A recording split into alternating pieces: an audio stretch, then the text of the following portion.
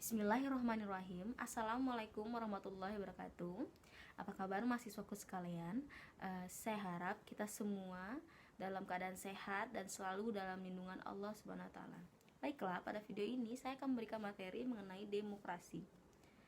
Apa itu demokrasi? Demokrasi memiliki dua penggal kata, yaitu demos dan kratos. Demos yang memiliki arti kata rakyat dan kratos adalah kekuasaan. Jadi demokrasi adalah sistem pemerintahan yang kekuasaan tertingginya dipegang oleh rakyat. Menurut para ahli, demokrasi adalah suatu pemerintahan yang berasal dari rakyat, oleh rakyat, dan untuk rakyat.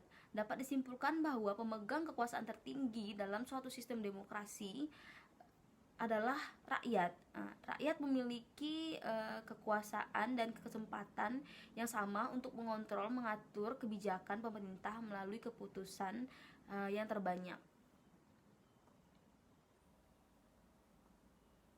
Lalu demokrasi sendiri ada demokrasi langsung, demokrasi tidak langsung, demokrasi perwakilan dengan sistem referendum, demokrasi perwakilan dengan sistem parlementer, demokrasi perwakilan dengan sistem pemisahan kekuasaan, demokrasi perwakilan dengan sistem referendum dan inisiatif rakyat, dan demokrasi liberal. Di sini demokrasi liberal dan demokrasi sistem demokrasi yang menekankan kepada kebebasan individu yang sering mengabaikan kepentingan umum. Lalu ada demokrasi rakyat. Demokrasi rakyat adalah demokrasi yang didasari dari pemahaman sosialisme dan komunisme yang mengutamakan kepentingan negara dan kepentingan umum.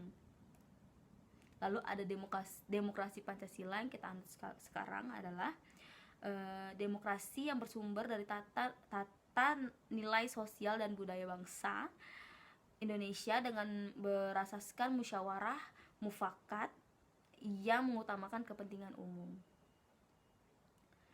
Ciri-ciri pemerintahan demokrasi: adanya keterlibatan warga negara atau rakyat dalam pengambilan keputusan, adanya persamaan hak seluruh warga negara dalam segala bidang, adanya kebebasan dan kemerdekaan bagi seluruh warga negara, adanya pemilihan umum untuk memilih wakil rakyat yang duduk di lembaga perwakilan rakyat. Lalu bagaimana pelaksanaan demokrasi di Indonesia? Demokrasi parlementer itu terjadi pada 1945 sampai dengan 1959. Berlangsung ketika berlakunya konstitusi RIS pada tahun 1949 dan Undang-Undang Dasar 1950. Pemegang kekuasaan pemegang kekuasaan terhadap jalannya pemerintahan secara langsung berada di tangan parlemen. Parlemen dapat membubarkan kabinet pemerintahan yang berkuasa. Dikenal pula sebagai demokrasi liberal. Lalu demokrasi terpimpin pada tahun 1959 sampai dengan 1965. Berlangsung setelah dikeluarkannya dekret presiden tahun 1959 oleh Soekarno. Dijalankan berintikan musyawarah dan mufakat secara gotong royong dan secara ideologis yang berkembang. Pemegang kekuasaan terhadap jalannya pemerintahan secara luas berada di tangan presiden. Lalu demokrasi Pancasila 1966 sampai dengan 1998 didasarkan pada nilai-nilai Pancasila sebagaimana terutama dalam pembukaan Undang-Undang Dasar 1945. Pada masa Orde Baru, pemegang kekuasaan terhadap jalannya pemerintahan secara luas berada di tangan presiden. Bertekad akan melaksanakan Pancasila Undang-Undang Dasar 1945 secara murni dan konsekuen.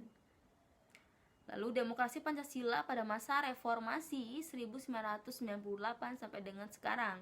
Kekuasaan pemerintahan terdistribusi sehingga adanya keseimbangan dan kekuasaan, kontrol dari setiap lembaga kekuasaan, menekankan pada nilai-nilai demokrasi yang berlaku universal di dunia, yaitu penghargaan atas kebebasan, penghargaan atas kesamaan, penghargaan akan partisipasi dalam kehidupan bermasyarakat, dan penghargaan atas perbedaan.